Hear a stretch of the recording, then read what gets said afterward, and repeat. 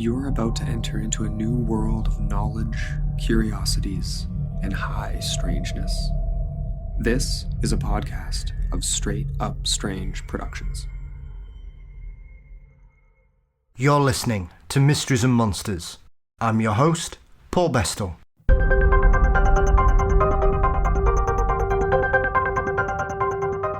Welcome to Mysteries and Monsters. Well, October is upon us, and what better time of the year to cover a subject dear to my heart, and another topic that is long overdue for a discussion on the show: vampires. Joining me today is author A.P. Sylvia to discuss his fantastic book, Vampires of Lore, Traditional Tales and Modern Misconceptions. A.P. has taken the many modern misconceptions about vampires and put them under scrutiny by utilising the folklore and historical reports in comparison to the modern pop culture version of the vampire. We discuss the history of vampires, the folklore from around the world, the best way to deal with a suspected vampire, some famous cases, as well as some of the most well-known vampires in literature, as well as musing that Count Von Count from Sesame Street could have more in common with actual vampire folklore than most of us realise. Thanks to AP for joining me for a fantastic conversation. Sorry, couldn't resist. Don't forget, I need your ghost stories for an upcoming show for Halloween. So if you have a spooky encounter you wish to share with me, anonymously if you wish, then please drop me a line titling your email ghost story to mysteriesandmonsters@gmail.com. Our Patreon is now live, with bonus content, early releases of the regular show, articles and prizes for everyone who signs up. Join now for just $4 a month, which is an absolute bargain. You can find the link in this week's show notes, and the latest episode with Stu Neville is on there now, covering alien autopsies, fairies, Bigfoot, the notorious psychic Helen Duncan, the race for space, and much more. You can also get yourself some Mysteries and Monsters merchandise via our site on Redbubble. Check the link in this week's show notes.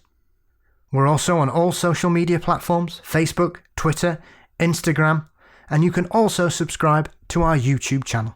Email us at mysteriesandmonsters@gmail.com with any feedback, guest suggestions, or if you'd like to appear yourself. All artwork, as always, is by Dean Bestall. The show was produced by Brennan Storr of the Ghost Story Guys, and Mysteries and Monsters is a part of the Straight Up Strange Network. Now, stakes at the ready, garlic in hand. Let's join A.P. Sylvia to dive into the world of vampires. On today's episode of Mysteries and Monsters, we delve into another subject long overdue: vampires. To discuss the evolution of the vampire, I am delighted to be joined by author A.P. Sylvia. A.P., welcome to the show. Thank you for joining me. Oh, thank you for having me. Now, what a fantastic book. I know we were having a quick chat off air. I was thoroughly impressed, AP, with your book, primarily because it's a subject that's needed tidying up, shall we say. Because I think the average person who may perhaps say they have a love of vampires and vampirology and the history of bloodsuckers, I think the majority of people have a very skewed interpretation of vampirism based primarily on films, I would suggest. Yes. Was that one of the catalysts for you to kind of cleanse this subject and dive into it, AP? Yes. It all started. Basically, I was in New York City in Times Square, and I went to a Ripley's Believe It or Not museum. Yep. I'm not sure if you've ever been to one. They're really... Yeah, we've got... I think we had one. I'm not sure if it's still there, but I think we've only got a couple here in the UK. But I'm very aware of their weird and wonderful contents. Indeed. So while I was there, I was looking at all these wonderful objects.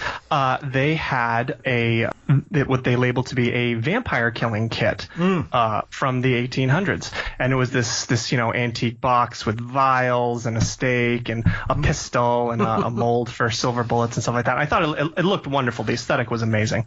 And so afterwards, I was thinking about that kit, and I'm like, I'd like to learn more about them. So I took to the internet, did a little research on them, and apparently there was some controversy surrounding them. Some folks, Ripley's included, maintain that they are authentic pieces. Other people feel that they were assembled in the 20th century using vintage pieces. And one of the arguments made for that was that, well, these kits kind of reflect kind of a modern film notion of vampires, not necessarily folkloric beliefs or something like that. And that kind of assertion kind of got me thinking. I'm like, well, I've seen some documentaries on vampires and the like, and I know that there are differences between sort of the pop culture vampire that people are familiar with and the actual beliefs of the past. And so I kind of went out and searched. I'm like, well, I'd like a rundown, like kind of work through everything, all the different traits about a vampire, and I want to know what is sort of authentic and what was introduced by fiction and that sort of thing.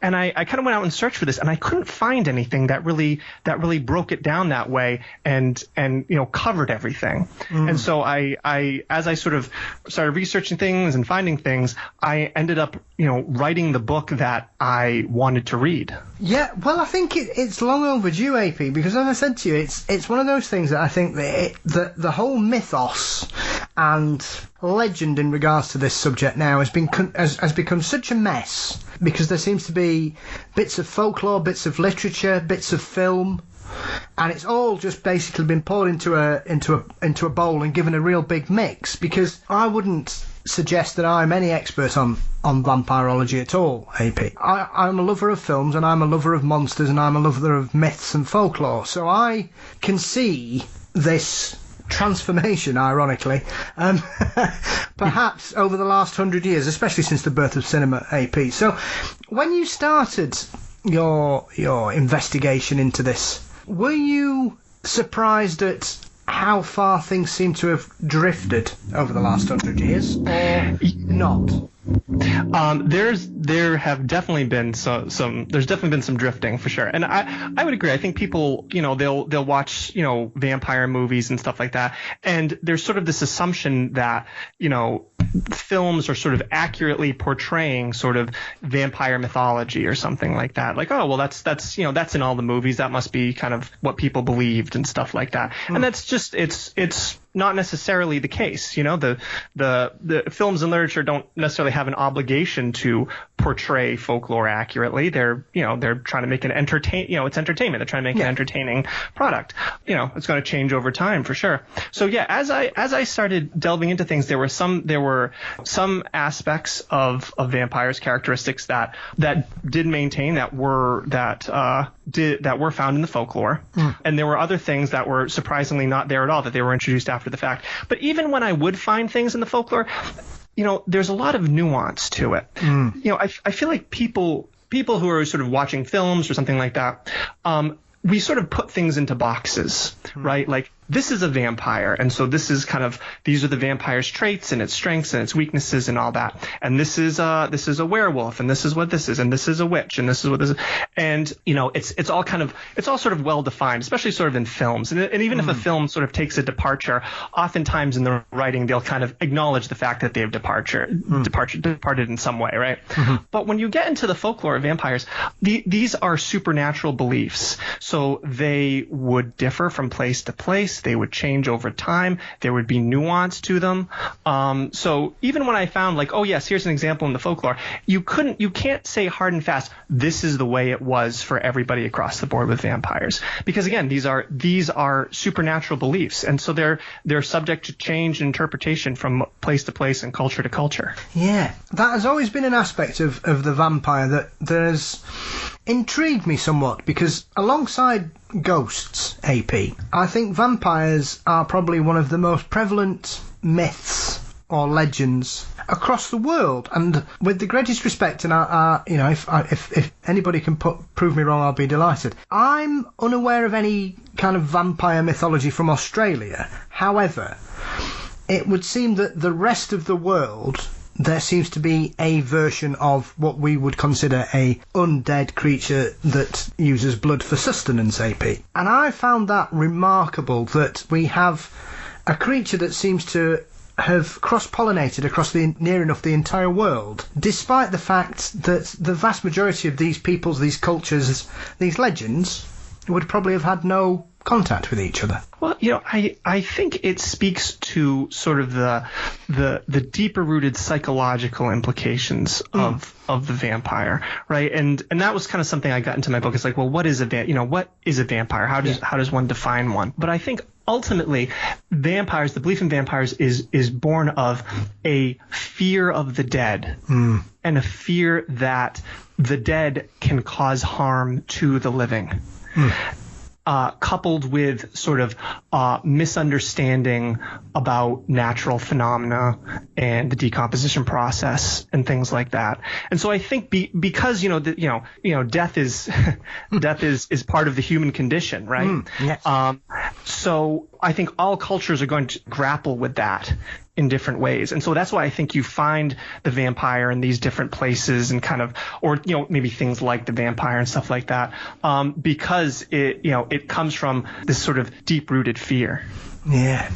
I mean, as you touched on there, AP, you basically have given yourself a checklist of what would be considered a vampire, because there are numerous creatures in myth and legend and folklore which can be, or some people will ascribe certain creatures into vampire mythology, or say, oh, well, that's definitely. I mean, I was reading something recently where they were trying to class the chupacabra as a vampire, primarily because obviously it drinks the blood. Though my definition, and correct me if you may disagree with this, by all means, you're the expert here, sir.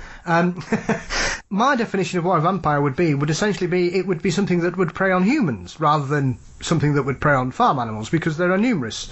We have vampire bats, so that's a real creature. So what is your kind of checklist, AP, for what you would consider to be a creature that would be classed as a vampire? What do they have to meet?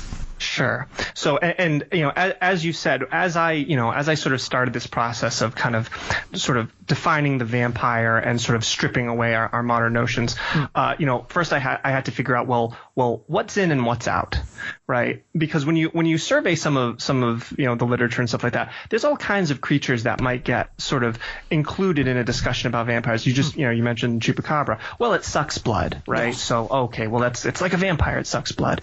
And there's a lot of, and there's a number of different myths and supernatural creatures and stuff like that were believed to, drink blood or do something like that. So they often get included, like, oh, there was this monster and it lived in this forest and it drank the blood of its victims. Like, oh, it's like a vampire. But to me, that kind of muddies the water. And I feel like when you start adding in some of these other creatures, you obscure the kind of psychological roots that we were just talking about, right? There's nothing. I'm not some chupacabra expert, but I don't feel like the chupacabra sort of fits into that kind of that fear of death and stuff like that, fear of the dead, right? Yeah. It's like this. It's a creature, and that's kind of what it does. So for me, I came up with 3 criteria that I use to sort of say, well, if the creature being discussed, regardless of the name used, because there's tons of names used, like not everything is called a vampire. There's a bunch of names, but if it meets these criteria, then I will consider it to be a vampire for the purposes of this book. So the first criteria was that the vampire, it's a corpse of a once living person. So this is a person that used to be alive. They used to be a regular person, and they have died. So it's not some kind of like a demon or a monster that kind of exists on its own. That's some kind of other non-human creature, right? So the vampire used to be human. Now it's a corpse. Yeah. The second criteria was that the corpse is harming the living in some way. So I actually broaden it out a bit from purely the blood drinking to the corpse is some kind of threat to the people. Because when you read some of these accounts, the vampire it might be drinking blood, but it might be doing other things. And I think if you were to discount those things, you're going to miss the bigger picture. So the corpse is harming the living in some way. And then the final criteria was that to destroy the vampire, action has to be taken against the corpse itself. So that's to sort of distinguish the vampire from like a ghost or some kind of non-corporeal being that's kind of untethered. There's a physicality to vampires, right? There's a physical root. There's a body that you can look at and blame. And so I thought that was important as well. So those were my criteria when I did the book. And, I might kind of stray a little bit if there was something I thought that was relevant or something like that. But I basically tried to stick to that. And I think that kind of allowed me to hone in on the vampire that I think really sort of fits the mold and allowed me to really explore the topic and kind of do what I did, where I did this sort of breakdown of traits. I mean, it is very interesting as well when you look at some of the similarities, because one of my favourite aspects of vampire lore is I love Chinese vampires, AP. I adore them. Jiangxi, and their wonderful hopping ways. I have been obsessed with them since I stumbled across a film called Mr. Vampire about 30 years ago, which is essentially a 2-hour crash course in Chinese vampire mythology. It's amazing. So everything I learnt about them from that point on, I've just been obsessed with them. I think they're amazing. And there's a lot of historical kind of aspect to that part of the vampire mythology, because their version is slightly different to what we would consider a European one, AP, because in Chinese vampire lore, you can become a vampire by being buried in the wrong plot, or offending someone, or having bad qi. And I think, is it qi and po? If you've got too much po in your body when you die, then you're going to end up becoming a vampire, and there's not much you can do about it. There's wonderful little things like that I find these little differences between different, even countries next door to each other in Europe, AP, there sometimes seems to be quite peculiar differences or ways to deal with vampires, essentially by next door neighbours. Oh, absolutely. There's a lot of variation between places where you have this kind of common thread, but then suddenly when you get into the details, there's all these differences. And it's it's interesting you mentioned how the Jiangxi, how you can become one. And we often think of vampires, like based on movies, as basically to become a vampire you need to have been bitten by a vampire or something like that. You need vampire A to make vampire B in some fashion. But that, there's a variety of folklore where that is not the case. Certainly being a victim of a vampire could make you become a vampire, but there's lots of other reasons that you might be a vampire. Just like a laundry list of them. Yes. Where it was like, if you like if you practiced like dark magic or something like that, you might become a vampire. Or if like a cat jumped over the corpse, yes. Oh well, that might cause the corpse to become a vampire.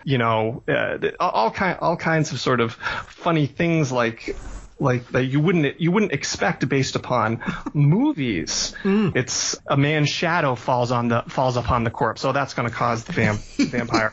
Oh, they lied about money when they were alive. Oh, yes. They're going to become vampire. So all sorts of things. And it actually, it's funny enough, some of it kind of fits more into like what we think of with ghosts. Like, oh, it was a bad person, there was unfinished business, stuff like that. Yeah. Well, you have all of these kinds of things, but and there was one where it was just like, that was just fate. They were fated to become a vampire. Like, oh, okay then, there you go. But these notions of committing suicide, that was another one. And when again, we might associate that with like ghosts or something too, right? Yeah. So there was kind of a laundry list of reasons. One that kind of I found interesting, and actually it goes to the notion of the cat jumping over the corpse. Like, well, why would that cause that? And the argument was that, well, when the cat jumps over the corpse, it splits the person's soul. Yes. And that's sort of an interesting idea. And I was like, well, what are the implications of that? But there was this other belief that I think kind of speaks to it, where there was a belief where you actually had two souls. You had one that was with you all the time, and one that went out and wandered while you slept. And if you died while the wandering soul was gone, and then the wandering soul, so your permanent soul your stationary soul would leave, then the wandering soul would come back to your body and then animate it as a vampire. Yeah, I mean, cats tend to get a bad reputation anyway. in in medieval times. I don't know what it is, AP, but it's witchcraft. They can create vampires. I really do feel sorry. I mean, I'm someone that owns, ironically, 2 black cats, so I'm often mystified as to why people were so convinced that cats were such a harbinger of evil.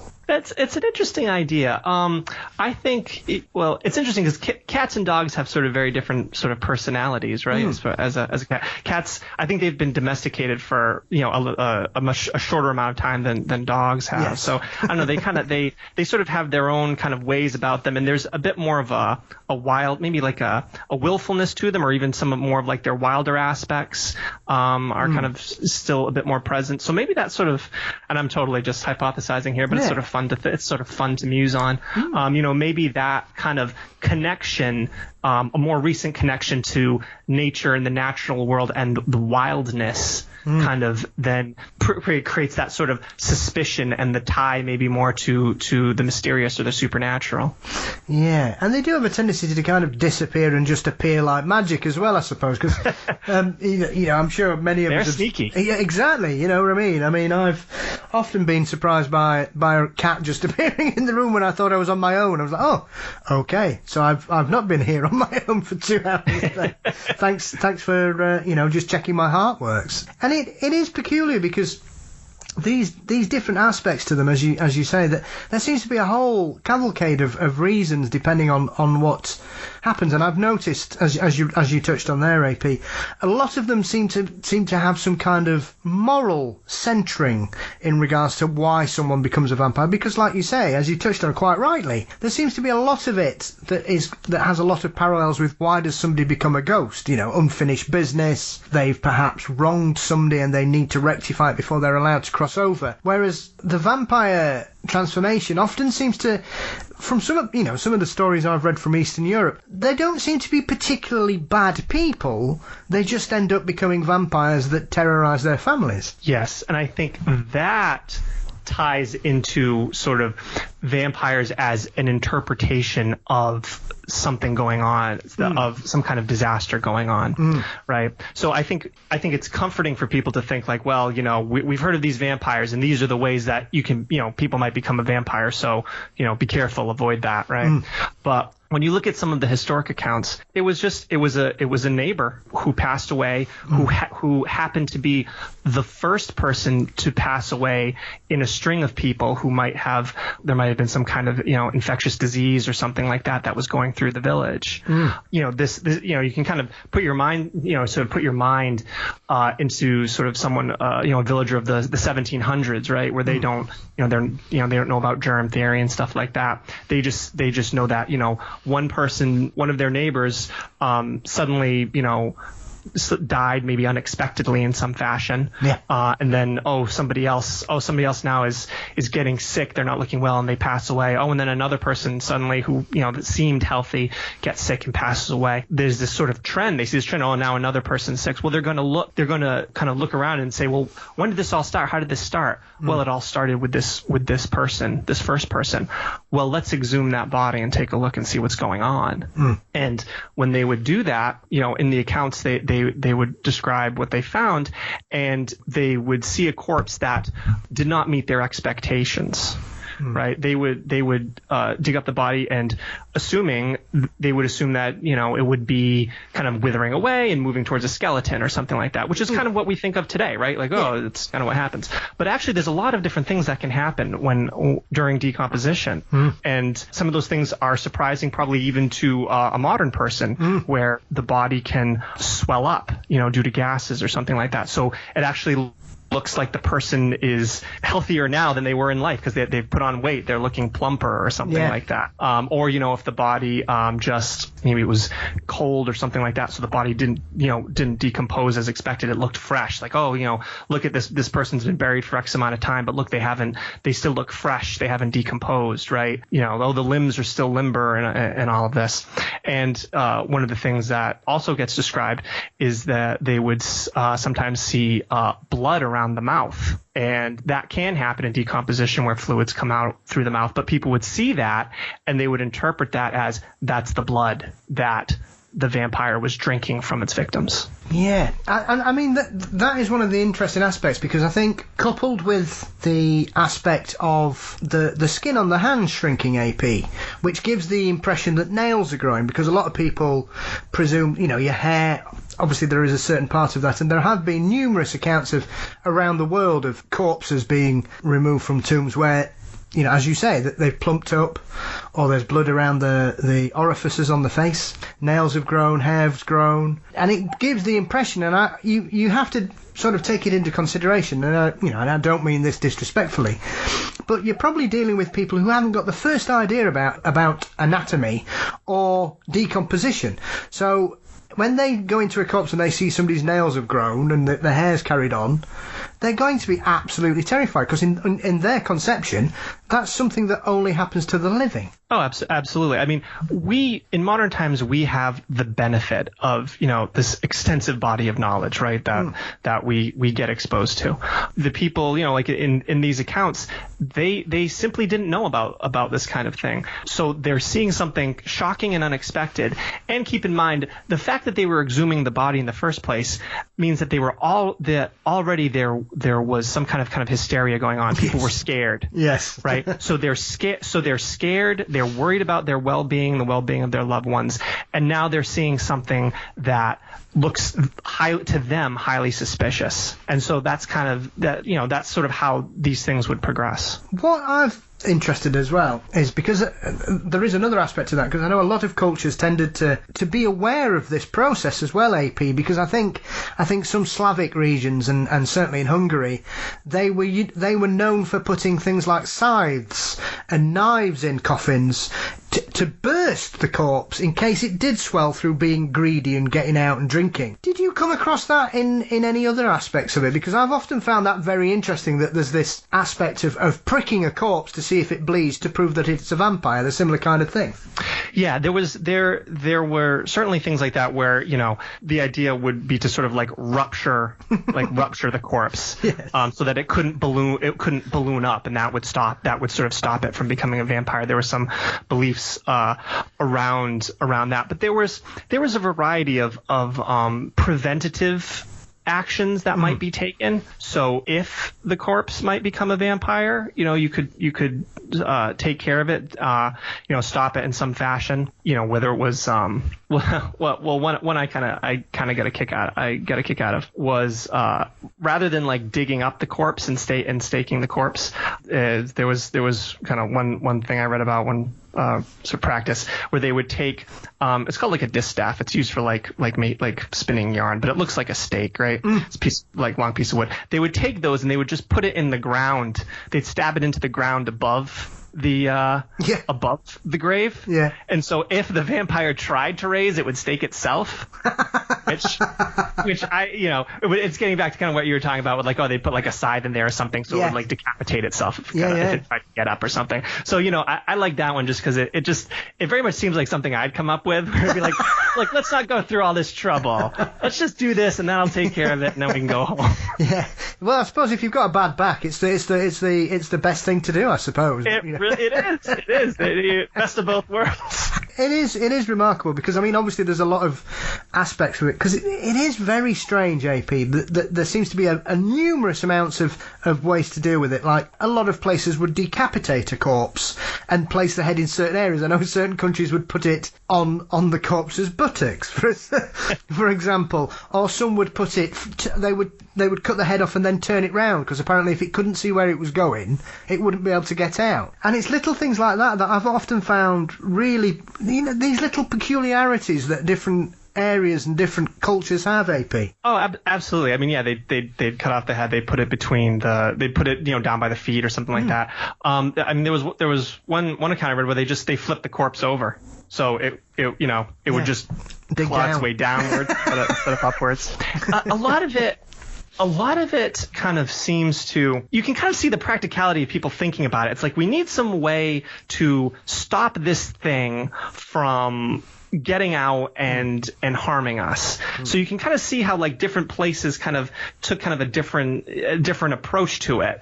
One person's like, oh, if we cut off the head, that should do it. Or if we do this that would, do XYZ. I mean, and that actually gets to the whole notion of staking the vampire, right? With the wooden stake, which is, very ubiquitous in vampire movies these days, which certainly does exist in folklore.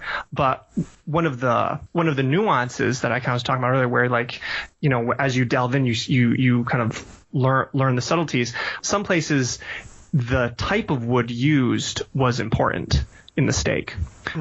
So different places had different woods that they felt. Some places it was hawthorn or whitethorn or oak or aspen or whatever. It depended on the wood, and usually there was religious significance to that type of wood.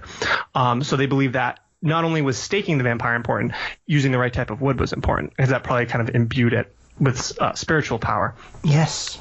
But when we watch vampire movies today or something like that, oftentimes it's the action of just staking the vampire through the heart, through the chest. That's what kind of kills it, right? So it might be lunging at the hero and they'll kind of stake it and then they'll kill the vampire. But when you read some of the accounts, they actually they kind of say something specific in some of them, where they say they stake the vampire, pinning it to the ground. Yes. So the idea was that the stake would actually, in some beliefs, the stake, it would go through the vampire into the ground underneath it, and thus it would pin it to the ground. So it wasn't so much, I guess, killing the vampire in the sense that it was the vampire couldn't get up because it was pinned to the ground. So that was so there's a subtlety there that I think kind of gets lost with modern movies and stuff like that.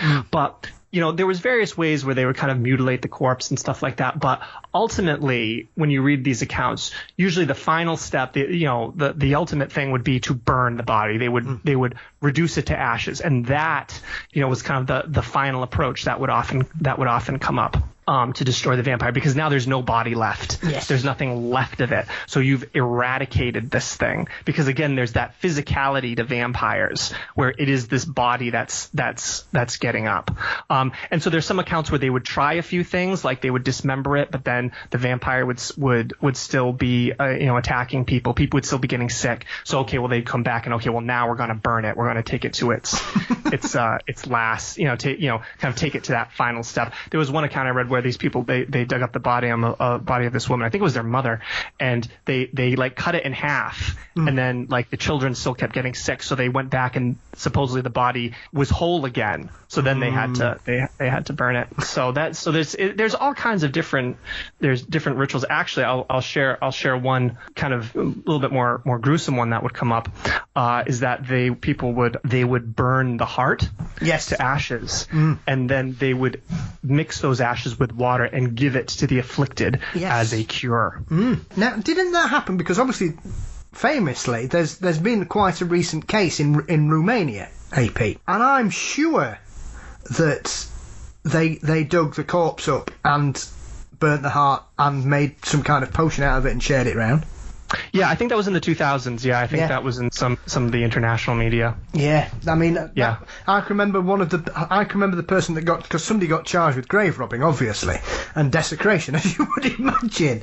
You would. And they were just very matter of the fact. It's about 15 years ago, I think, and that's the thing that struck me about that, was the fact that they were saying, we're all right now because we cut the heart out, we made a medicine out of it, so we're all fine. Yeah, I mean, I think actually I talk about this incident in my book, the very end, just to kind of show how the enduring aspects of some of these beliefs, because this was, I think, in a rural area of Romania where this was, vampires were part of their kind of supernatural belief system. Yeah. There's that recent case. There was a case in the late 1800s in New England, where I've actually the Mercy Brown incident, where I've actually visited the grave there. But that belief I also found references to that belief in in Romania. So it's funny, you think like that belief existed in Romania in the hundreds of years ago, and then it also found its way to New England. Yeah. So you can see how these beliefs kind of travel, and it's quite surprising. It is, and it's one of those things, I think, because with the greatest respect, AP, for most people, when they look at the legend of vampires and the history of vampirology, most of them will view it through the prism of folklore, I suspect. However, it keeps reoccurring because obviously a very famous case happened here in the UK in 1972, the Highgate vampire case, which is an absolute maelstrom of nonsense and Satanism and vampires and unofficial reverends being involved and hundreds of people turning up hunting for a vampire. That's nearly 50 years ago, and that's in the UK, in London. So you know what I mean? People will look at this story from Romania 15 years ago, AP, and they go, oh, well, they're not the most intelligent people. I'd be quite dismissive about these people and their upbringings, I suspect, AP. And yet here we have a case in the capital city of England, in the UK, 50 years ago, that was front page news. Yeah, I think it's a very interesting point you make there. And well, quick aside, I have been to Highgate Cemetery, yes. And it's a beautiful cemetery. On my website, I have an article about kind of my visit there and a little bit about the whole the Highgate vampire affair. It's a part of like spiritual beliefs, belief in the supernatural and the afterlife and all that. I mean, that is with us to this day. And, lots of people have some kind of either spiritual belief or supernatural belief or something like that. Right. So for some people, this was just kind of part of that. It's not something that is present in a lot of people's beliefs these days, and so they look at it. That's movies. That's whatever. Yeah. That's fiction. It was just kind of a part of their sort of spirituality, their spiritual life and beliefs. And so a lot of people have that in various forms. So I think you want to sort of be respectful of the fact that this is something that people believed very ardently. And I don't think it's something that people would ever do very lightly. You can only imagine kind of the fear that people would have to be experiencing to go through that kind of activity, right? Yeah. So you can only imagine sort of what they're going through internally to hit that point where they're like, okay, it's time to do this. Yeah. I mean, it's a case I've been aware of for a very long time, because when I was a young man, there used to be an interview show on UK radio where a gentleman called Nicky Campbell would interview people from a variety of walks of life. Basically, a wonderful collection of characters, AP, from comedy and film, music, literature, and for some reason, he ended up having the Reverend Sean Manchester on. So I must have been, I don't know, 13 on a dark storm. I mean, it was a wonderful night for a conversation about vampires for a teenage boy. Dark, stormy night, laid in bed, listening to this gentleman telling us of these events that had happened, I don't know, 13, 14 years previously in Highgate Cemetery. So my interest in that particular aspect has always been very, very on top of it, because it's a story that I became aware of as a teenage man, when you're thirsty for that kind of excitement and you're thinking, this can't be real, and then you realise, well, yes, it is, and this is what happened for these people. It's a remarkable case, and it still resonates in British Fortean circles, AP. It always comes up in message boards and conversations that I have with other British Forteans and lovers of the paranormal, that 48 years later, the Highgate ramifications still go on. I mean, I think it speaks to sort of the impact that vampires have, because you don't get any place you go, you can find some ghost stories. Yes. Right. Any kind of old house or creepy place. Oh, there's a ghost, but the vampire is so specific, and there's not that many sort of cases, and to have something so recent in the 1970s, I think there's just it's interest. There's just an interest there, and there's an allure there. So I hear where you're coming from. It's quite the topic, especially when it makes the leap back from film or fiction back into sort of a folkloric sense. Yeah, I mean, I think that's also the aspect to it as well, AP, is they're not very common cases, especially in the modern era. I mean, obviously, you occasionally have the tragic cases that sometimes come out of Africa. Malawi, I think, is a prime example where there's been a couple of modern vampire panics which have sadly seen people murdered, essentially by word of mouth, which is a tragedy, which is as far removed from our sort of concept, because I think there is a bit of romanticism, which I've never understood, AP, especially in the modern media version of vampires. It's as if vampires are sexy, which I've never really understood how anybody can view a bloodthirsty, murderous creature as sexually attractive. But maybe that's just me, AP. I may have higher standards than some. Yeah, I think you touch on some great points there. Yeah, I think one of the interesting things about vampires is I was kind of going back to your earlier point there.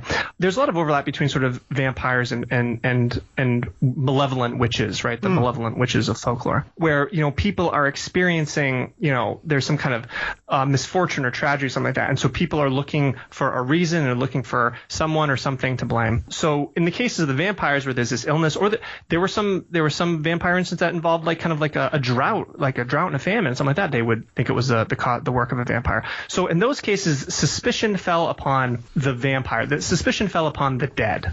And there was a couple instances where actually people thought like a living person was a vampire, but by and large, the vampires were someone buried in the local cemetery. So in that case, obviously, it's going to be painfully traumatic for the relatives and the friends of the person being exhumed and this corpse being mutilated and all that. But when you look at it that way, when you look at it a certain way, it's like, well, the person was already dead. They were dead to begin with, right? But then if you look at sort of like the instances of like witchcraft trials and stuff like that, well, then the blame fell not on the dead but on the living. Yeah. Right. And so there's a troubling aspect to this where people they're sort of consumed by fear and then they are driven to do things that are quite tragic.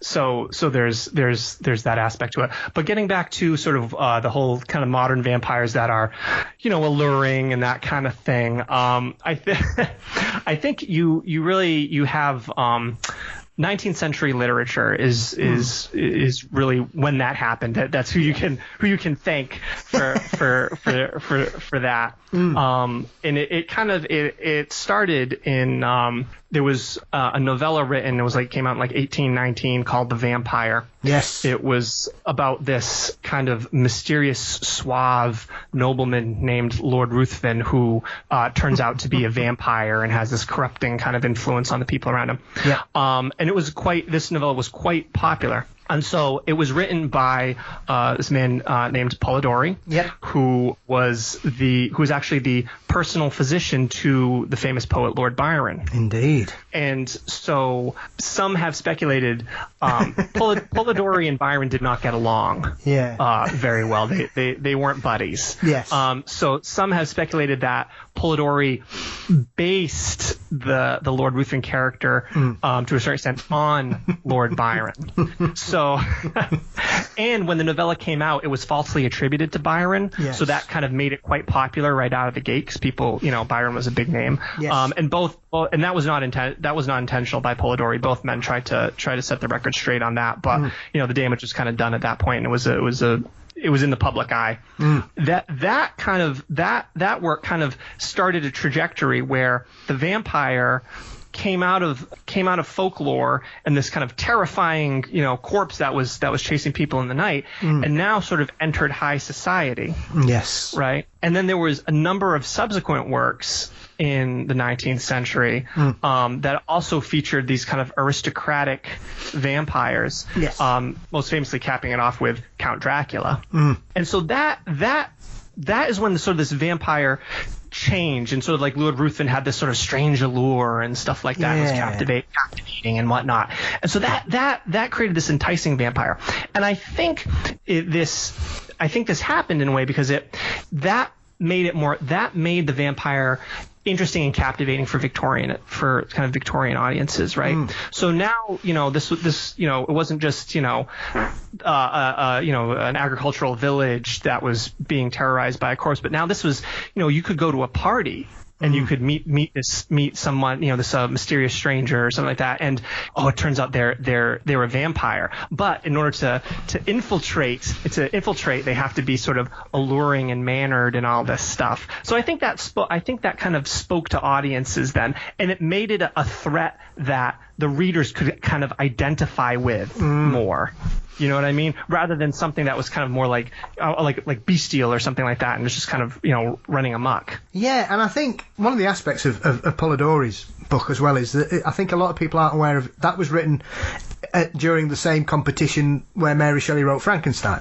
So you've got two of the greatest works of early 19th century horror fiction coming out from the same situation, AP, which a remarkable thing. I mean, to get one book of that quality is incredible by an 18-year-old girl.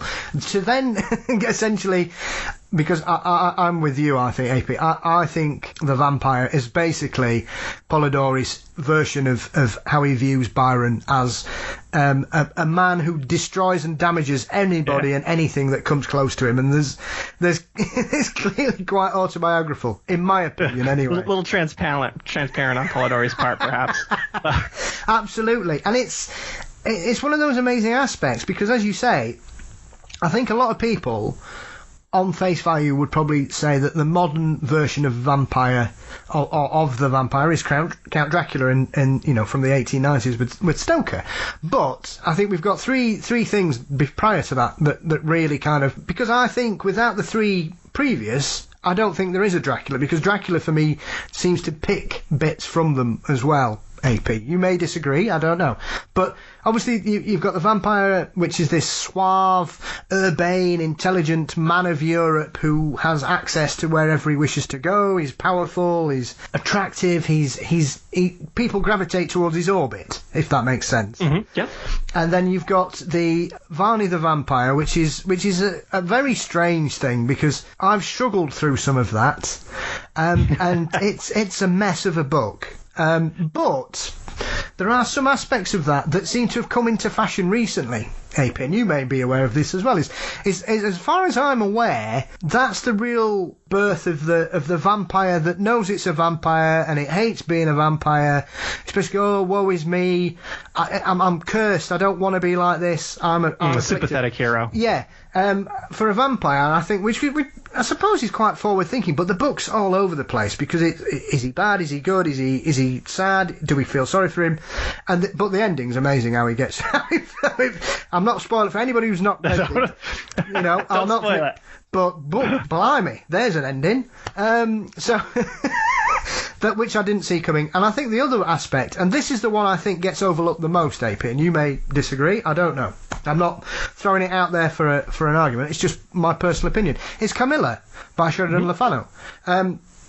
Primarily because there seems to be a lot of parallels between Carmilla and Dracula for me. It's very peculiar that, like Lucy Harker seems to be very similar to the character that Carmilla is attracted to, and I think there's this kind of the nighttime visitations kind of thing, but and there's the sensual aspects of it and that sort of thing. Yeah, and this society and this once again, it's fated to be, and no matter what happens, it will.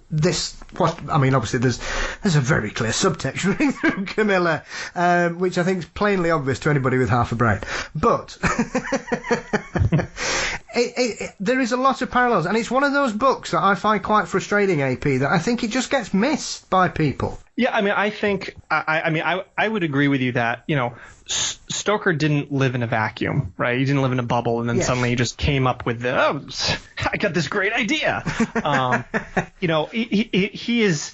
I think there's a reason Dracula came at the very end of the century, because there were all these other works, like you said, Carmilla, Varney the Vampire, the Vampire, that would have, I think, very reasonably influenced Stoker in kind of creating the tone of the book, the tone of the vampire encounters, between the Count and Lucy, between Harker and the brides, right? That sort of thing. There's another work actually that I mentioned in my book, short story called The Mysterious Stranger, I believe, which is a vampire story set in Carpathia. It's this kind of impoverished nobleman who kind of meets and kind of allures the daughter of this landowner, this nobleman who recently moved to the area, and that kind of thing. And so there's also when you read that story, there's parallels there as well.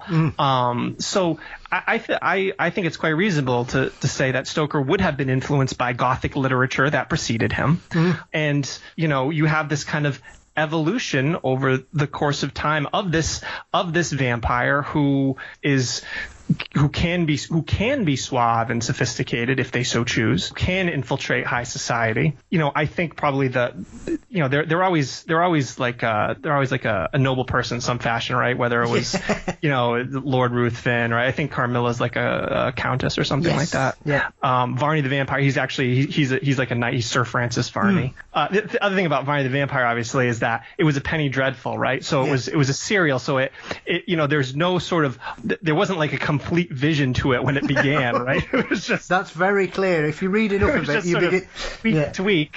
They were like, let's pump out some more here and see where it takes us. So yeah, it ran for a number of years. I think the book is like 800 pages long or something massive, like that. Yeah. So, and I have not read all of it. I will. You don't miss much. Don't worry. I'll let you off.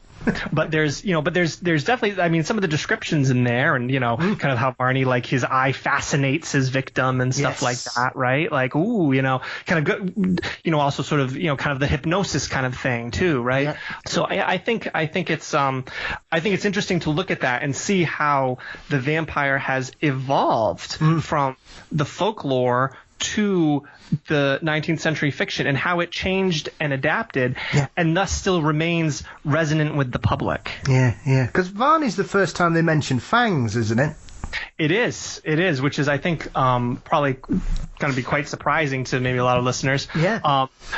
Fangs, I often say, like, visually speaking, fangs are kind of the most iconic thing about vampires, right? If you're watching a show and, some guy, turns to the camera menacingly and they smile and they've got the canines. Yes. It's like, oh, it's a vampire. Yeah. Right? Like, boom. Like, that's the cue. That's the cue for the audience to know that it's a vampire. The TV show or the movie doesn't have to say that it's a vampire. They just do that and Yeah. But in folklore, vampires didn't have fangs. It's just not mentioned. Yeah. And so it was introduced in Varney the Vampire. And I often I like to think about how that's fangs are such a common trope for us now. It's a given, but that must have how sort of fresh and innovative that must have been, like in Victorian times when people are reading this. Ooh, there's the 2 bite marks on the neck. Ooh,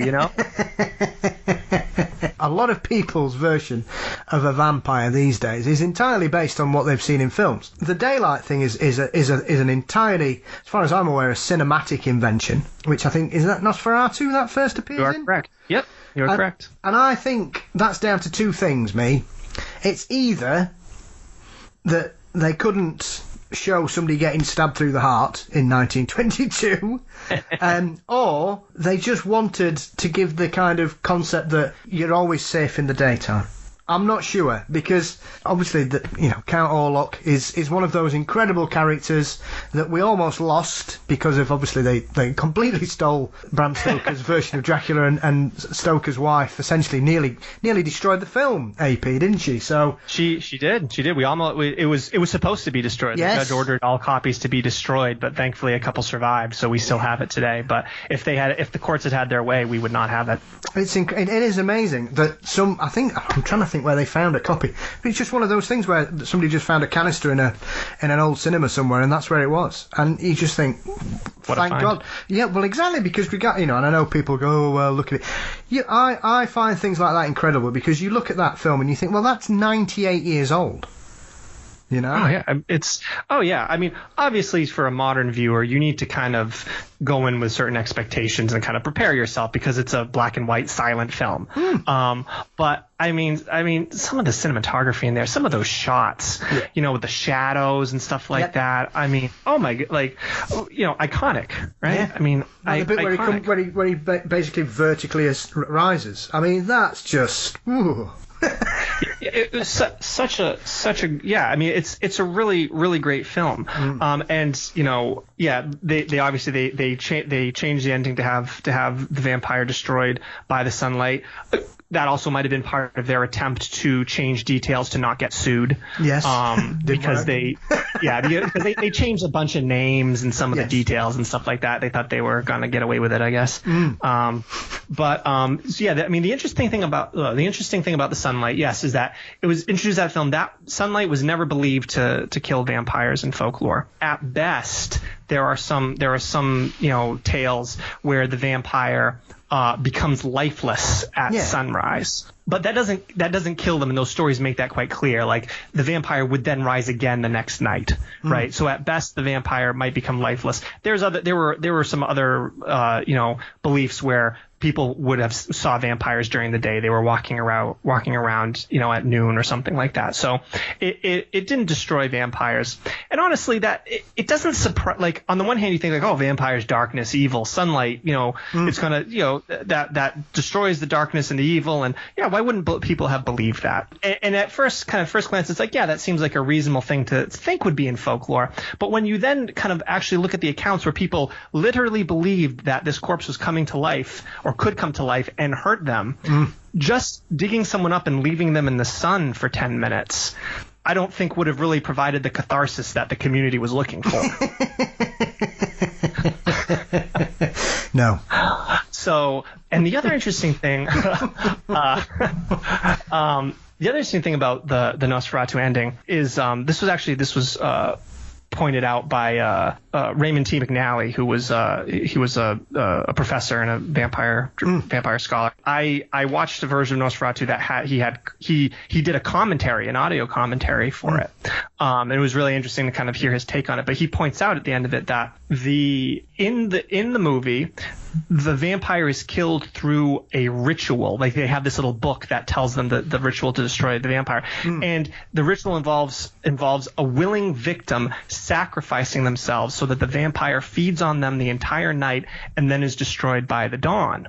So it could be in the plot of the movie that it wasn't just the sunlight that killed the vampire. It was also the participation of a willing victim to thus create and complete the ritual that is described in the book. So that's kind of one interpretation of it, that there was kind of like this, it wasn't just the sun, it was this sort of whole magical ritual that involved the sun. And so if that is the case, and that was the intent of like the screenwriters and stuff, then our notion that the vampires are killed by sunlight could be like a slight misinterpretation of Nosferatu, which I also kind of get a kick out of. Yeah, well, I think often that's often the problem with folklore in general as well. We tend to prescribe a modern interpretation to ancient information, and I think sometimes we can be too clever and try and make more of it than perhaps actually there was. So I wouldn't be surprised with that. I think one of the other aspects of vampires, that little things have always made me chuckle about vampires, and bear with me here. Okay. One of the most famous vampires in the world is from Sesame Street, the Count, right? Count Von Count, yeah. Now, he's great. Now, either this is pure chance, AP, don't bear with me on this, you might think I've gone mad, but as I said, I'm no expert on vampires, but I know enough to know silly little things. Now, I know in certain cultures, especially in Slavia and Slavic regions, and in China, one of the ways to stop a vampire taking you was to give it something to count, be it poppy seeds, mustard seeds, coins, rice. Mm-hmm. So essentially, vampires suffer from arithmomania. Do you think whoever created the Count, because the Count is obsessed with counting, he can't stop, do you think they actually knew enough about vampires to create? Because I find it very odd that a children's TV character should be firstly a vampire and then a vampire that's obsessed with counting, which is an old legend. Right. And it's not a very well-known legend. I think a lot of people aren't necessarily familiar with that. It certainly doesn't get a lot of play in movies. Yeah. It's a bit boring. It's so funny. I have wondered the very same thing. Is it simply coincidence because Count Dracula, the title of Count, you're counting. Okay, well this will be fun. Or did one of the writers or creators have heard of this and then put two and two together and made the character? I'm not sure. I'm really not sure. I would love to know. Yes. Because it is ultimately an amazing coincidence. And the funniest thing is that probably for a lot of people, the very first vampire that they were ever introduced to was Count Von Count, on Sesame Street. Yeah. And he was obsessed with counting. And that is folklore. That is true to the folklore. And so it's so funny that this, generations of children are getting exposed to this kind of vampire fact, and they don't realize it, and people probably forget it, and don't think of it. But it's so funny that is the case, that this puppet that is essentially what just seems to be doing just kind of it's like a joke, it's a joke on the name, and it's a pun. Oh, he's the Count and he's obsessed with counting. Haha. Actually it's no, that's accurate. Yeah, it is, like you say. I'm not a big believer in coincidence, AP. That just seems too far past luck, for my opinion. Because, like you say, it could be a count. Because obviously in the UK we had a TV series about a vampire duck who was called Count Duckula. So I watched that show when I was a kid. That was I really liked that show. So because they made him with ketchup instead of blood, so he was a vegetarian. Yeah. So there's all sorts, and obviously, as you say, pop culture tends to give us a very nice version of a vampire, because you look at the Munsters. Grandpa is essentially essentially Bela Lugosi at his very worst. Very worst. But he's that whole series is a bit weird. It's who's who here, because you're all supposed to be one family, but you're all different monsters, and it's very interesting how we've gone from this kind of terrifying creature of folklore, AP, to by the end of the 1960s, early 1970s, to being light entertainment and children's programming. Yeah, it is. It's quite funny how, and I think that just speaks to how prevalent in pop culture the vampire is. And just how powerful all that imagery is that, the drag, all the Universal pictures and, the Hammer pictures and stuff like that. And just sort of how in the public mind it became that you could then, it was sort of safe to sort of take it and have fun with it. Yeah. Because it was so prevalent. So you could make cartoons and, you think of the Halloween vampires you see as decorations and stuff like that on candy and whatnot. Yeah, but it's sort of, it permeates, you go all the way from a scary, terrifying, you have a scary, terrifying movie or kind of sort of a sultry, alluring vampire in a movie, all the way to children's cartoons with sort of a fun vampire or a puppet. It's quite surprising how you can take this one entity and sort of scatter it around, sort of in all these different levels. And I think it is incredible when you think about in the pantheon of literature and art, AP. In cinema, there is only one character that has been filmed more than Count Dracula, which is Sherlock Holmes.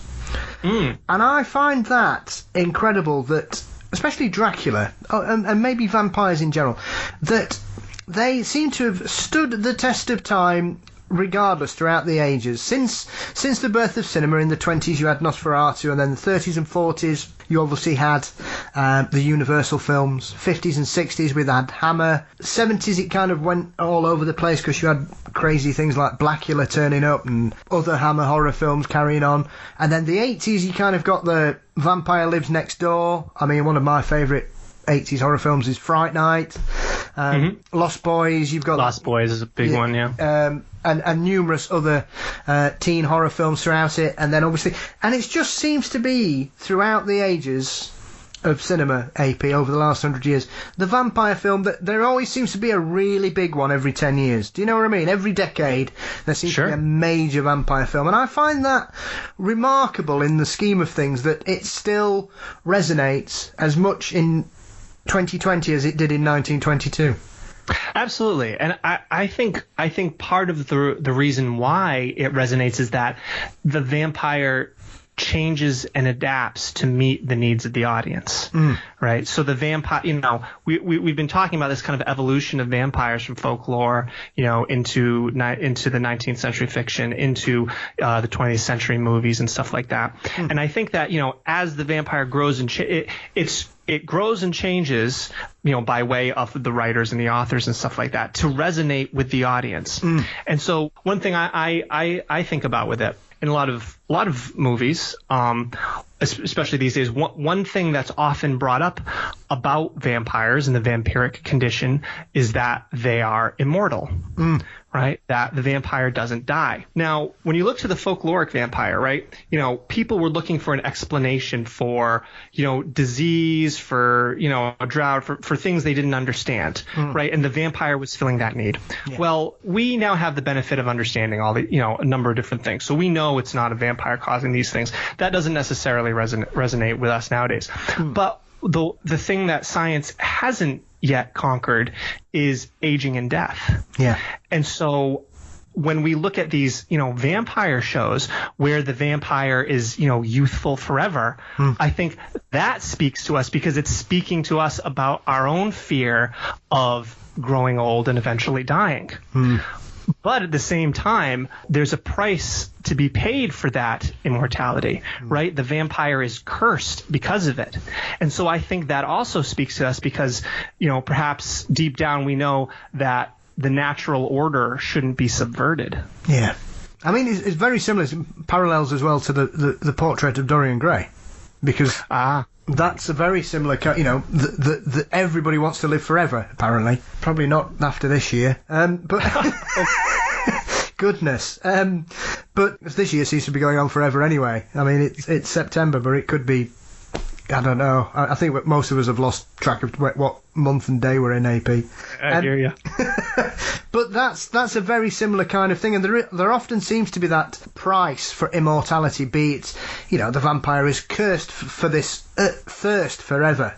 And obviously cannot build the same relationships. Once again, it looks at the fundamentals of what makes us human, which is empathy and the ability to love and nurture and share and grow, I suspect. Whereas vampires, well, yeah, they're powerful and they're strong and they can live for whenever, but they're always on their own. And I think there's that kind of aspect. It's that, well, what do you really want in life? Do you want to live, or do you want to just not die? Because I think they're two very different things. Yeah, no. I mean, it's the living and the existing, right? Precisely. Yeah. I mean, I think there's hints of that even in with Dracula, where the count doesn't cast a reflection, right? That was not true to folklore. Yeah. That was added in by Stoker. And in some of Stoker's notes, there was even like he had planned to even like have it so that the vampire couldn't be photographed, or you couldn't do a painting of him. There could be sort of no physical record of him. But sort of a way to interpret the notion of the vampire not casting a reflection in the mirror is that, there's associations of the mirror with the soul, right? The mirror is reflecting your soul. Yes. So it could be with Stoker, having Dracula not cast a reflection indicated that he didn't have a soul. Yes. So he was alive in a sense, but he was soulless. Of course, yeah. No, I completely understand that aspect to it. Yeah, very much so. I mean, it is peculiar because that once again is one of those things that seems to have stood the test of time as well, AP. Because obviously, as I touched on it, Fright Night, the bit in Fright Night where Roddy McDowell suddenly realises that the next door neighbour actually is a vampire because he's not in his mirror, is one of those wonderful bits where in those films where you go, oh my god. So it's remarkable that stayed with us over 100 years. Yeah, and I think that one probably it plays well with cinema. Yes. You know, I think you could I think it works well on screen, and it allows for like these poignant moments and stuff like that. So I could see there's a powerful visual with that, which is nice, and it can be used as kind of this realization moment. So that might be why it sticks around, because it can be used to such great effect. Yeah, very much so. I mean, one of the other aspects of modern vampires that I've often been intrigued, and I've never been able to kind of put my finger on where this one appears from, so hopefully you might be able to help me, AP. The familiar. So, in recent literature and cinema, vampires are often shown to have someone that prepares the ground for them. I mean, obviously Stoker might be the birth of this particular part with Renfield, maybe. I'm not particularly sure. But there does seem to be often in a vampire tale where a vampire has someone working on their behalf, a human or someone that is mesmerised or controlled by the vampire to deal with their day-to-day business, as it were. That's an interesting question. In that kind of way, I would say that is not present in folklore. I think that is somewhat of an outgrowth of in fiction, where vampires are living in society. And they have, these limitations or whatever. I think probably writers and stuff came to the realization, like, well, they need kind of a support structure if they're going to kind of function and be kind of a threat. They need to be, like, if they can't go out in the sunlight and they sleep during the day or whatever, they're going to need someone to do that. And I think that works well when you have kind of the vampire who's kind of mysterious in the old mansion or the castle or something like that. In folklore, vampires really weren't that way. They were buried in the local cemetery, right? And they were coming up at night and attacking people and that sort of thing. So they didn't need to kind of keep up appearances, right? They didn't need to like maintain a household or something like that. I will say there are a couple tales though where a soldier encounters a vampire like on the road, or someone on a carriage encounters a vampire like by the cemetery, but they don't realize it's a vampire, and so the vampire's like, hey, take me into town. And so then like the person takes them into town, and the vampire starts kind of terrorizing the town, and they're like, all right, well, take me here. And now they're kind of stuck with the vampire because they're not going to necessarily get away. So there's actually a couple stories where a vampire kind of like pals up with a traveler of some kind.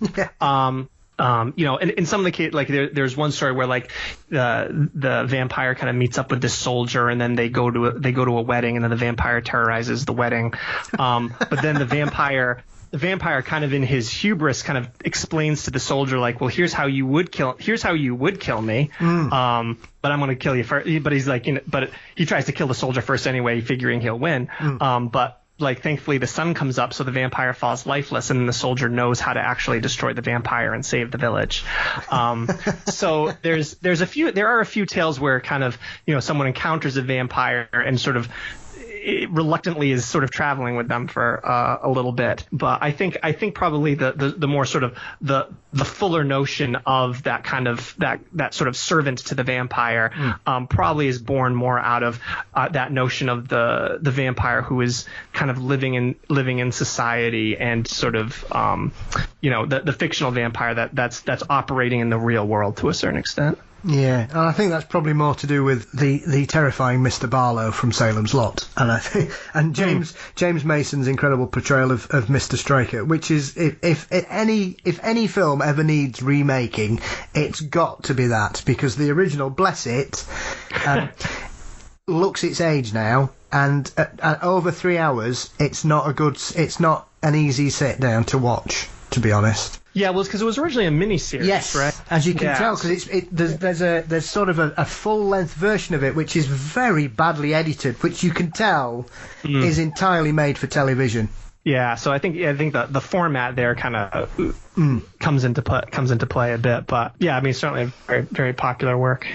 Yeah, and I think that's where that, because I've noticed certainly there seems to be more references to familiars after King's book and the TV series, I think, AP, than there was prior to that, because there seems to be a lot of it, and that kind of changing aspect like we had in the 80s, where there's like a gang of vampires hanging out together. Near Dark's another one, a wonderful film, which is basically like a bunch of vampires cruising around Texas and Arizona picking up hitchhikers to eat. Yeah. I mean, the notion of the familiar is interesting. Because I think, as I'm thinking about, sort of thinking on the fly here, thinking about Dracula, right? Like, Dracula needed someone to, like, buy his properties in London and stuff like that. But he had he used Harker for a lot of that, but Harker was reluctant to do so. He didn't want to be a part. He ultimately did not want to be a part of that. He did so out of ignorance, right? But then when you go to like a Salem's Lot or something, where like the vampire moves in and that kind of thing. Yes. It's an interesting. Yeah, it's a kind of an interesting development. I mean, one of my favourite programs over the last couple of years is What We Do in the Shadows. Oh, yeah, I've seen the movie and I need to watch the series. Well, the series is incredible. I didn't think they could improve on the film. I think the series is better than the film. Oh, my goodness. But that, essentially, obviously in that, we have a variety of familiars who basically serve their vampiric master's needs based on the promise of being turned into a vampire. Absolutely. And then you get this whole notion again of like people yearning for immortality. And so they're drawn to the vampire. Yes, I cannot recommend the series enough. I'll tell you that. If you love the film, the series is fantastic. And there is a wonderful kind of stream that's running through it all, that when you finally click what it means, it's hilarious. I have to. I think I need to find out what streaming platform it's on or something like that. I don't think it's on the ones I have, so I definitely need to watch it because I love the film, and I think the series stars Matt Berry, right? Oh yes, yeah. Well, he's really funny. Yeah, well, that was the thing that really surprised me, because obviously I think it's an Anglo-Canadian production. But obviously all the three main vampires are British actors, and then a lot of the cast are Canadian, and it's got some of the best cameos you're ever going to see in your life. So it's gotta watch it. Yeah, I mean, as far as I'm aware, it's obviously over here in the UK, it's on the BBC. So I'm not sure it'll be on BBC America over your side of the pond, but or FX, one of those two channels. Yeah, I think it might be on FX. Yeah, I think that's where I've seen ads for it, I believe. Yeah, but that's my recommendation for the day. There you go. I mean, well, talking about BBC productions, did you see the Dracula series? Yes. Thoughts? I didn't like it at all. Oh, you didn't like it? I didn't know. I'm when it comes to Dracula, I'm a real traditionalist. I'm like Sherlock Holmes. Purist. I am. I mean, I can understand why some people... I mean, it was one of those programs going on my friends. People either loved it or hated it. Yes. I have to say I just didn't like it. I didn't think the Dracula was very good either, to be honest. And there was little things like the accents, you know. I just thought it's trying a bit too hard to be cool, this. But I can appreciate why some people like it. But I'd say yes, I'm a purist rather than a snob. I mean, I think that's the thing. If you go into that with certain expectations about what a Dracula show or movie is, it will, you know, it's not that. Yes. You know what I mean? It was a departure, and I would say it's a reinterpretation. Oh, yes. I enjoyed it. I liked it. I liked the fresh, some of the fresh ideas they had about it, and some of the different angles that they took. Like, you know, with Dracula, like absorbing the thoughts and the memories through the blood and stuff like that. I thought that was very interesting. Yeah. So I liked it. And I liked how they took it through time up to present day. I'm always a little when it wound up in present day, I was like, it's gonna be like a modern thing, and I tend to not like it when they kind of the sort of fish out of water thing, where they take someone from the past and plunk them into the present. But I actually liked what they did with that, and there was one scene that I really kind of a line that really kind of really kind of stuck with me a bit, where Dracula is he's just in that, like, it's in the modern day, and he's just in this house, and I think he just killed the husband, and he's talking to the wife, and he's like asking where the servants are and stuff like that. Yeah. And she's saying, like, look, we don't have servants and stuff like that. But he's like, but you have all of these wondrous things in your home, like, these kind of miraculous things. And I think he said something like, I knew the future would bring wonders, but I didn't think it would make them ordinary. Something along those lines. I might be misquoting it, but yes. I like that line a lot, and it's something that I kind of muse on a bit. Is that today we have the benefit of all of this amazing technology, and we can get things that, like, centuries ago, like a king couldn't have if they wanted. But we can have it now. Like, I can get fresh fruit any time of the year, right? I can just go get it at the store. I can talk to someone who's over in the UK right now. And so I kind of liked that observation, and I thought it was a very sort of accurate kind of observation of someone who if they had been around in, say, the 1800s, and then suddenly they wound up here, they would sort of appreciate all of these things that we kind of take for granted. It is an interesting aspect, because I think obviously a lot of vampire films try to sort of update the mythos. AP, one of my other loves is I'm a massive comic geek, so Blade is my Marvel vampire man. So that was very interesting, the way that they did that film, because they seem to be two strands of vampires there. There was the old school purist of how vampires be and how they existed amongst the world of men. And then there was this new age kind of, we're punks, we've got Walkmans on, we're wearing sunscreen to go out in the daytime, we don't care. That was a very interesting aspect of that film, which, yes, I know it's not the best vampire film ever made, but that was a very interesting, because that once again gives you that kind of modern aspect to vampires, and a lot of vampire stories that we see these days about certain frictions. Kind of had like the generational conflict. Yeah, I mean, how does that work? Do vampires have children now? That is an interesting idea. And again, film starts to explore this when you start getting into these notions of vampires having this kind of established society and hierarchy that kind of exists parallel to the human world or something like that. There was nothing kind of so grandiose in folklore, right? The vampires were kind of one-off things. One vampire could create more vampires in a community, so there would be concerns about that, like, oh, you might have more than one. But it wasn't necessarily like they would have. This is, the vampire court, yes. and this kind of thing. Which I think are all kind of fun ideas, and you start playing again more on sort of the immortal aspects of the vampire. Well, if you have all these creatures kicking around for hundreds of years, like, yeah, they're probably going to get organized. Yes. That's, so I think there's interesting ideas to kind of have fun with there. The Blade movie is interesting. I'll mention, or the concept is, because, the whole thing is like Blade is like a half vampire, right? Yes. And he's like a vampire hunter. And he's half, so he's like half human, half vampire, whatever. Blade, not the first, sort of not the first kind of fictional character to be a half vampire.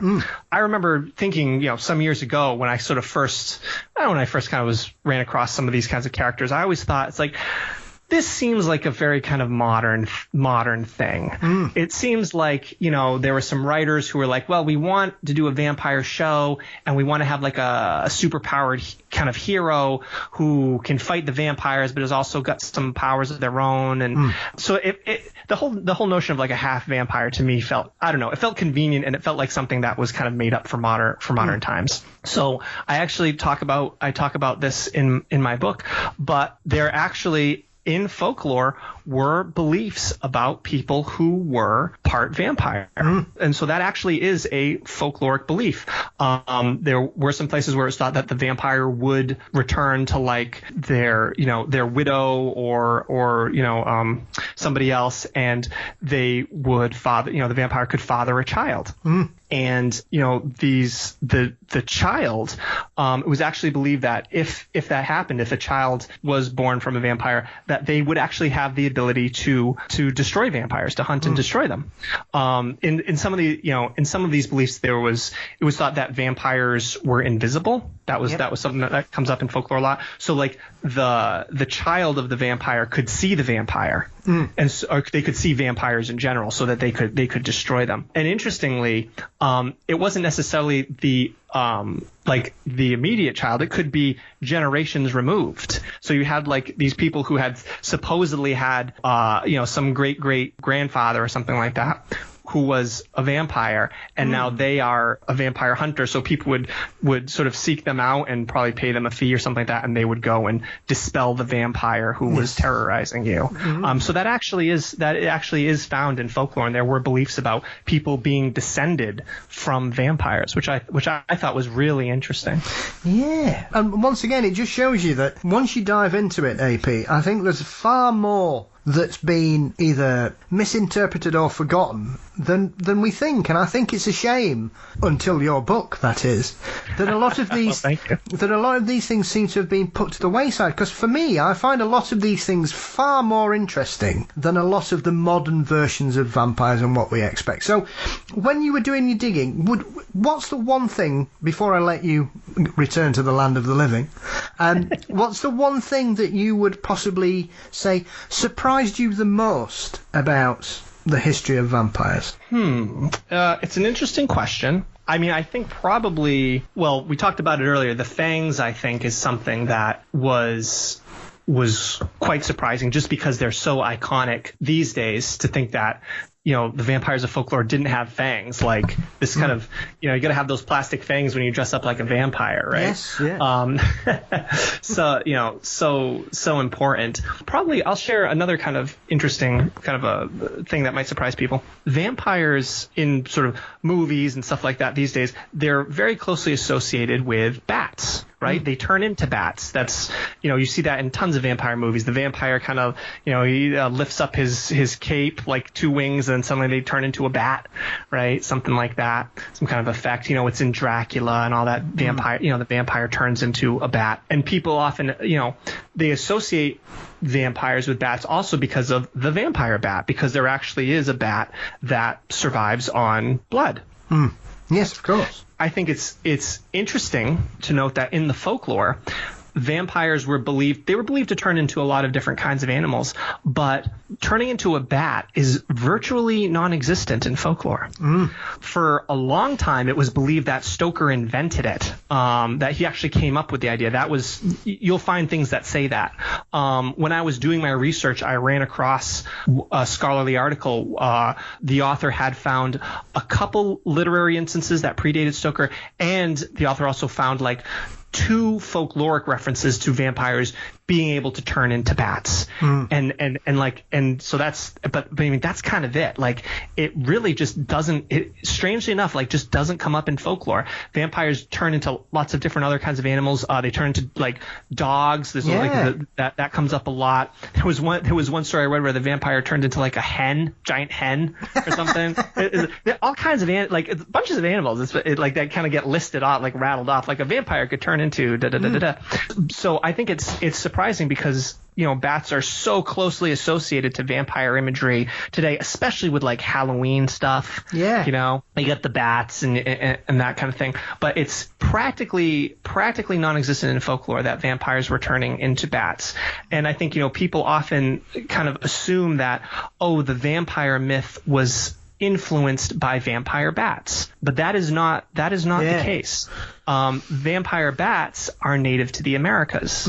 They're not found in Europe, so they were first encountered by Europeans in like the 1500s. And then one wonders how long it took for news of that to actually spread to all different parts of Europe.